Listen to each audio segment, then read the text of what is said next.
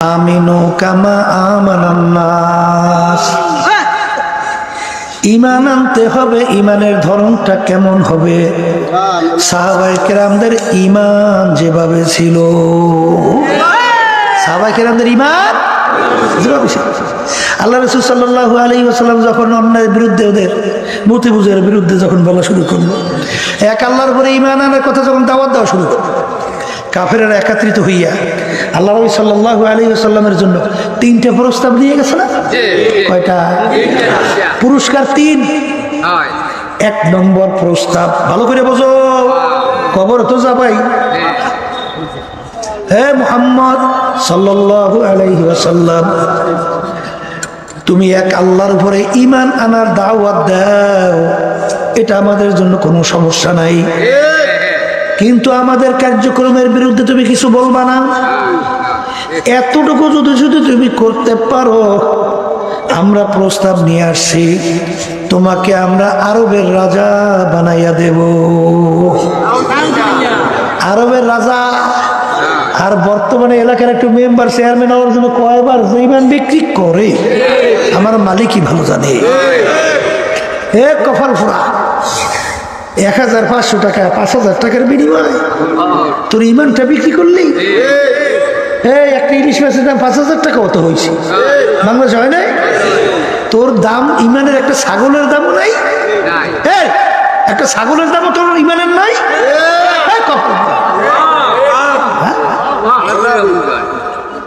টাকায় মানুষ জন্ম দিয়েছে না মানুষই টাকা বানাইছে? আল্লাহ মাফ করুক। একটু গু দেখছে, এর ভিতরে সেদিকে ঝুঁকে পড়ছে। কিসের ইমানদার হয়েছে, কিসের দিনের বিষয়? আল্লাহ মাফ করুক আমার সবাইকে, আমাকে সহ আল্লাহ সবাইকে মাফ করুক। 2 নম্বর প্রস্তাব, মুহাম্মদ যদি তুমি এই কথা মানতে পারো, তোমাকে আমরা আরবের সবচেয়ে বড় ধনী বানাইয়া দেব। 3 নম্বর প্রস্তাব, যদি এই কথা মানো, আরবের সবচেয়ে সুন্দরী মেয়েটা তোমার জন্য বিবাহের ব্যবস্থা করব। 3 প্রস্তাব। সত্য কি? এক আল্লাহর উপরে ঈমান আনার দাওয়াত দাও, সমস্যা নাই, কিন্তু আমাদের কার্যক্রমের বিরুদ্ধে কিছু বলল না। আল্লাহ রাসূল সাল্লাল্লাহু আলাইহি ওয়াসাল্লাম কি উত্তর দেয়? হে কাফেরেরা, সইনা রাখ, যাই না রাখ, তোরা আমাকে আরবের নেতা বানাবি, আমাকে আরবের ভিতরে সবচেয়ে বড় ধনী বানাবি, সুন্দরী মেয়ে আমাকে বিবাহের জন্য ব্যবস্থা করবে। শুধু তাই না, অসম্ভবকে যদি সম্ভব করে দেখাতে পারো, অসম্ভব কি সম্ভব কি? কলে আকাশের সূর্য এবং আকাশের চন্দ্র, যদি সূর্য আমার এক হাতে, চন্দ্র আমার আর এক হাতে, এরকম যদি নিয়ে এসে দেখাইতে পারো, তারপর আমি এক আল্লাহর উপরে ঈমান আনার দাওয়াত এবং তোদের অন্যায় প্রতিবাদে বলতেই থাকবো। কি আল্লাহর হাবিবের উম্মতেরা, ঈমানকে মজবুত করতে হবে, নির্ভেজাল করতে হবে, স্বচ্ছ করতে হবে। তাইলে অল্প আমল করবেন তো আল্লাহর হযরত বেহেশতে। আমি বলছি না, আল্লাহ রাসূল সাল্লাল্লাহু আলাইহি ওয়াসাল্লাম বলছেন। হ্যাঁ, এই জন্য আমার বাজানদেরকে বলবো, এক পর্যায়ে আল্লাহ রাসূল সাল্লাল্লাহু আলাইহি ওয়াসাল্লাম তার জন্মভূমি মক্কা শরীফ থাকতে পারছে? হিজরত করে কোথায় যায়? মদিনা শরীফ যায়। আর জন্মভূমির মায়া নবী ফিরা ফিরা জন্মভূমির দিকে তাকায়। কথা ঠিক কিনা? এই জন্য আমার ভাইদেরকে বলবো, পর্দালে মা বোনরা যারা শুনতেছে, ভালো করে মনকে বুঝা, তারপর দুনিয়া থেকে বিদায় নিয়ে কবরে যান। পাইছেন তো দুনিয়া স্বাধীনতা, যা মনে করে তা করেন, কেউ তো নিষেধ করবে না। কথা ঠিক না? আহলে সুন্নাত ওয়াল জামাত আমাদের আকীদা হলো, এক শ্রেণী বর্তমানে আছে জাবরিয়া, কাদরিয়া, এরকম বিভিন্ন মুতাজিলা আছে না নাই? এদের নীতি আদর্শ হলো, আকীদা হলো, মানুষ জবরে মহাসের মতো, অর্থাৎ একটা পাথর এক জায়গায় যদি পড়ে থাকে, ও যদি কেউ নাড়াচাড়া না করে, পাথর নিজে নিজে লড়ে। তা ঠিক মানুষরা কি এরকম জবরে মহাস, অর্থাৎ পাথরের মতো। অর্থাৎ আপনি চুরি করেন, তাও বলে আল্লাহ করায়। নাউজুবিল্লাহ কর। আপনি ডাকাতি করেন, তাও বলে আল্লাহ করায়। যত খারাপ কাজ তাও নাকি সব আল্লাহ করায়। এই জন্য শোনেন নাই কুফুরি ওই গান শোনেন নাই, তুমি যেমনি নাচো তেমনি না, তুমি যেমনি নাচো তেমনি নাচে, পুতুলের কি দোষ, বুঝেন নাই? ওই ওদের কথা। কিন্তু আমাদের আহলে জামাত, আহলে সুন্নাত ওয়াল জামাতের আকীদা কি? মানুষ হলো অলিল আফআলে ইখতিরিয়াত। মানুষকে আল্লাহ রাব্বুল আলামিন ক্ষমতা দান করছেন, শক্তি দান করছেন। শক্তি দান করে আল্লাহ বলতেছেন, ফারিকুন ফিল জান্নাতি ওয়া ফারিকুন ফিস সাঈর। তোদেরকে আমি স্বাধীনতা দান করিয়া আমি দুইটা রাস্তা দেখাই দিছি। তুই যদি ডানের রাস্তায় চলো, তার শেষ পরিণাম তোর জন্য এমন মেহমানখানা আমি রাখছি, যেই মেহমানখানার নাম হলো বেহেশত। আল্লাহ আপনি আমার জন্য, আমাদের সবার জন্য কবুল করে না। কথা ঠিক না? ওই বেহেশত আমি কিভাবে সাজাইছি? আল্লাহ রাসূল সাল্লাল্লাহু আলাইহি ওয়াসাল্লাম বলেন, আল্লাহ রাব্বুল আলামিন বেহেশত এমন ভাবে সাজাইছেন, এত সুন্দর কেউ কোনোদিন চোখে দেখে না, তার চেয়েও সুন্দর, এমন সুন্দর কেউ কোনোদিন কানেও শোনে নাই, এরকম এরকম সুন্দর হতে পারে, তার চেয়েও সুন্দর। আল্লাহ রাসূল সাল্লাল্লাহু আলাইহি ওয়াসাল্লাম বলেন, বেহেশত এমন সুন্দর কেউ কোনোদিন কল্পনাও করতে পারে নাই, এরকম এরকম সুন্দর হতে পারে, তার চেয়েও সুন্দর। আমি বলছি আল্লাহ রাসূল সাল্লাল্লাহু আলাইহি ওয়াসাল্লাম বলছেন, হ্যাঁ, সেই বেহেশতের ভিতরে একবার যদি ঢোকো আর কোনোদিন বের করা হবে না। কথা ঠিক না ভাই? ঠিক। এই এখন যে নাকি স্বাধীনতা পাইয়া বেহেশতের রাস্তায় চলতে চান, আল্লাহ বলতেছেন, আমি তোদেরকে ওই রাস্তায় চলার শক্তি আমি দান করবো। আলহামদুলিল্লাহ। আর যদি স্বাধীনতা পাইয়া তোরা যদি কেউ বামের রাস্তা, জাহান্নামের রাস্তায় চলতে চাও, সেই রাস্তায় চলার শক্তি আমি তোদেরকে দান করবো। কারণ স্বাধীনতা, পরীক্ষার হলে স্বাধীনতা যদি না থাকে তাহলে পরীক্ষা হয়? তাহলে আল্লাহ বলছেন, তোদেরকে আমি দুনিয়াতে পাঠাইছি পরীক্ষার হলে, পরীক্ষা নেওয়ার জন্য, লিয়াবলুয়াকুম আইয়ুকুম আহসানু আমালা। কথা ঠিক না ভাই? ঠিক। তাহলে এখন তোরা বামের রাস্তায় যদি চলতেছ, আমি কিছু বলবো না। ফেরাউন মাওলার সঙ্গে চ্যালেঞ্জ করে নেই, খোদাই দাবি করে নেই, বনি ইসরাইলের ছেলে সন্তানগুলো ধরে ধরে জবাই করে নেই। এই দুনিয়া কেউ কারো বলার কোনো শক্তি ছিল?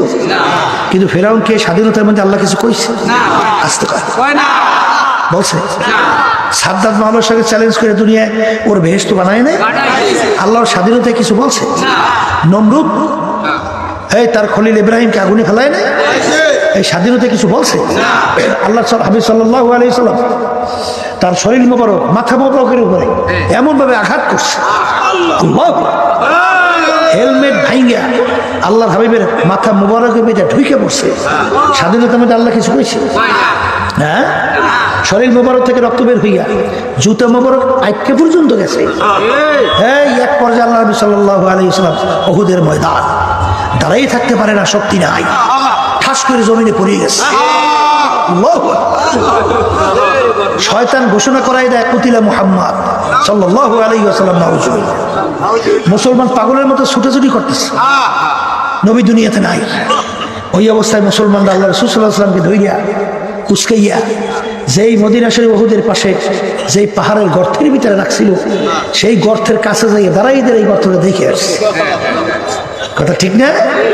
কিন্তু এই স্বাধীনতার মধ্যে আল্লাহ কিছু বলছে? আসতে বলছে কিছু? বললে তো আর পরীক্ষার হল থাকে না, ঠিক না? এই জন্য আমার বাজানদেরকে বলো, পর্দা আলাই মা বোনদেরকে বলবো, আজকে যারা স্বাধীনতা পাইয়ে পরীক্ষার হলে যা মনে করে তা করে, আমার মালিককে তো কিছু বলবেন না। আর আমাদের ওলামায়ে কেরামদের দায়িত্ব হলো, কর্তব্য হলো, ওমা আলাইনা ইল্লাল বালাগ। আমাদের দায়িত্ব শুধুমাত্র তোমাদের কাছে পৌঁছানো দায়িত্ব, মানো বা না মানো, এটা জোর কইরা মানার দায়িত্ব কিন্তু আমাদের নাই। কারণ আল্লাহ রাসূল সাল্লাল্লাহু আলাইহি ওয়াসাল্লাম যখন দ্বীনের দাওয়াত দিল, কাফেররা যখন ঈমান আনে না, আল্লাহর হাবিব সাল্লাল্লাহু আলাইহি ওয়াসাল্লাম এমন পরেশান হয়ে গেল, মনে হয় যেন নিজে ধ্বংস হয়ে যাবে। আল্লাহ রাব্বুল আলামিন আয়াত নাযিল করে, রাসূল আপনাকে দুনিয়াতে আমি পাঠাইছি শুধুমাত্র দাওয়াত পৌঁছাইয়া দেওয়ার জন্য। ওরা নামে মানে বা না মানো, জোর কইরা মানাবার দায়িত্ব কিন্তু আপনার না।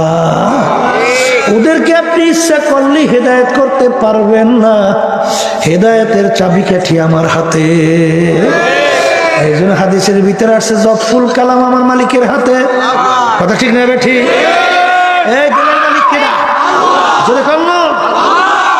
এই জন্য আমার বাজানদেরকে বলবো, পর্দা আলে মা বোনদেরকে বলবো, এ দুনিয়াদার পাগল, মাঝে মাঝে একটু চক্ষু বন্ধ করো, নিরিবিলি একটু মুরাকাবা করো। বাজার আল্লাহু আকবার, দুনিয়া কি স্থায়ী না অস্থায়ী? আরে দুনিয়া কেউ কোনোদিন ইচ্ছা করে থাকতে পারে নাই, কেউ কোনোদিন থাকতে পারবে না।